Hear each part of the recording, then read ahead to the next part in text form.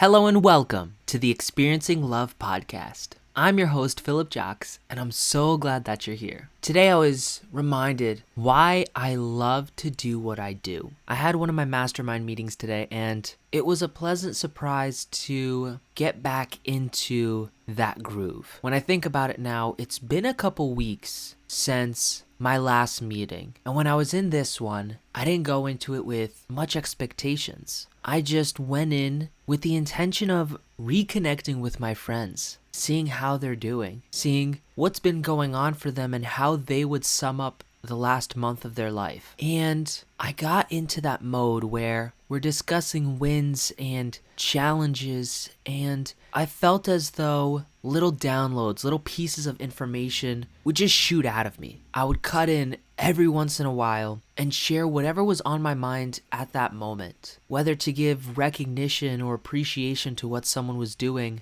and then build on what they're sharing. Today was one of those meetings where I didn't go too deep into what's going on with me because I was just so focused on the joy of hearing how other people were doing. Towards the end, I even got a piece of recognition, a compliment even, asking if everything I shared during that meeting was something that I've been practicing or if that truly did come to me on the spot. And I found that honestly flattering because it truly did just pop into my mind on the spot. And I found it flattering not because I claim that all those ideas are mine, but because of it being one of my abilities to tap into that flow state. I like to believe that it's God and the universe speaking through me. It's just a state in which the best of my knowledge, the best of my wisdom comes out, and I get to share it and give it to those around me so that they can use it to improve their lives. They could use it to improve their businesses, even their relationships.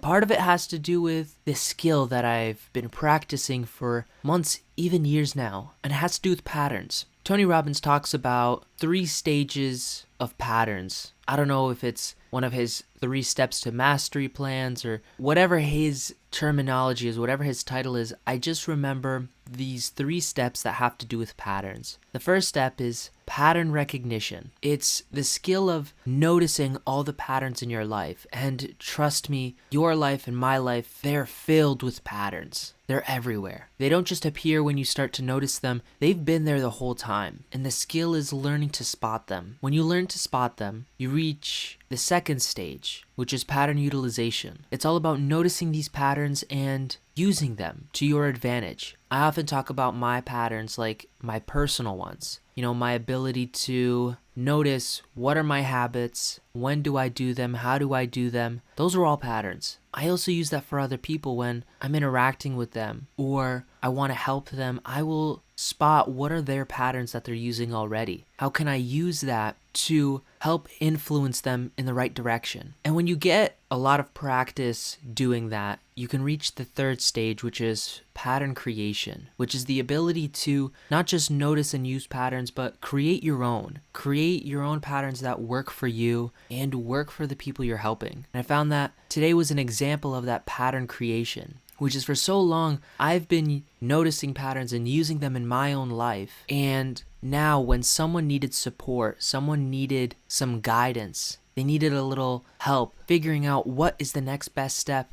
I get to create my own patterns by taking everything that I've already learned, mixing it together, and making it my own, making it something new. That's one of the joys I get out of doing these mastermind calls. And it's one of the reasons I find the calls being so powerful. And it's not just calls, really. It's just a meeting of people. I've done these in person as well, and I'll be honest, the ones in person do go a little bit longer simply because we take more breaks and there's a lot more side talk and catch-ups in between, but the impact is the same. I haven't done one of these in the past few weeks, as I mentioned before, and coming back to it today was a great reminder about how much I love it. There's a part of me that was questioning if this was what I was meant to do, if this is the direction I'm meant to go in. I was questioning it because I didn't know when the results would show up in my life. I believe this is something that I truly want to do for at least a majority of the next few years, next few decades, hopefully. And the thing is, right now, it's not starting from a place of I get to do masterminds to create more masterminds. I've noticed that I'm needing to do other things, such as social media, such as this podcast, and such as my idea of streaming, just to get people in the door, to give them the opportunity to join a mastermind. I haven't yet figured out the steps, the ladder that'll get me to that profitable mastermind. But I know it's coming. I know it's coming because today was a reminder of that. It was a reminder of how much I love it and how much I need it in my life. And as long as I need it, there's other people out there that may need it too. So the important thing is not giving up. The important thing is persisting.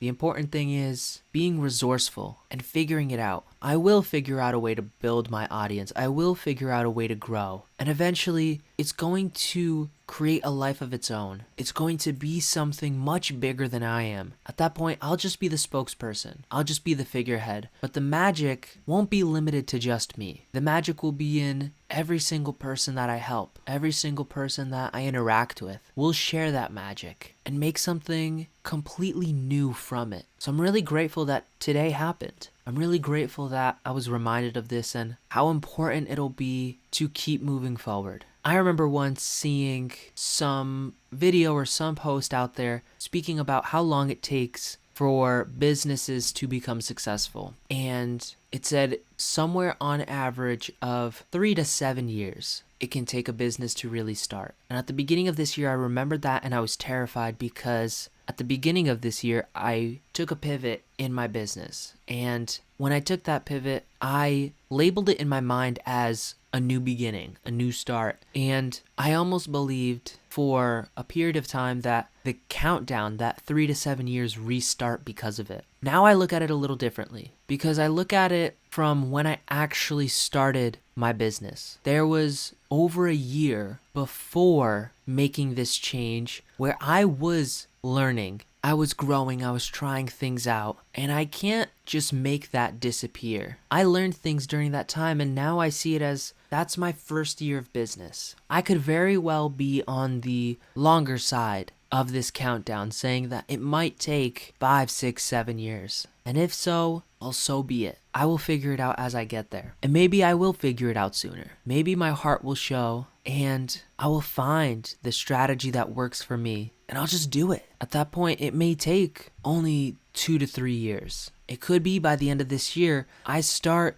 gaining the early successes that I'm looking for. Or maybe not early successes, but early wins, early celebrations. I'm doing a lot of celebrating on my own right now, and I love it. And I would love to share that celebration with others soon. Apart from building the skill of persistence and resourcefulness, I'm grateful for building the skill of love and grace. I spoke about grace at my meeting earlier today, and I spoke about how I was worried I was using grace as a crutch. But in reality, it's not a crutch. It's one of the tools that I have that keeps me from spiraling. Grace is a great tool I have to keep me from entering the looping of emotions that just aren't productive for me. They end up hurting me. And I have to acknowledge that grace isn't the tool that's going to keep me motivated. I used to use shame and guilt as motivation, and those aren't the tools I want to use either. Those hurt me. So if none of these are the tools, the simple solution is I just don't know what tool is right for me yet. And the key word there is yet.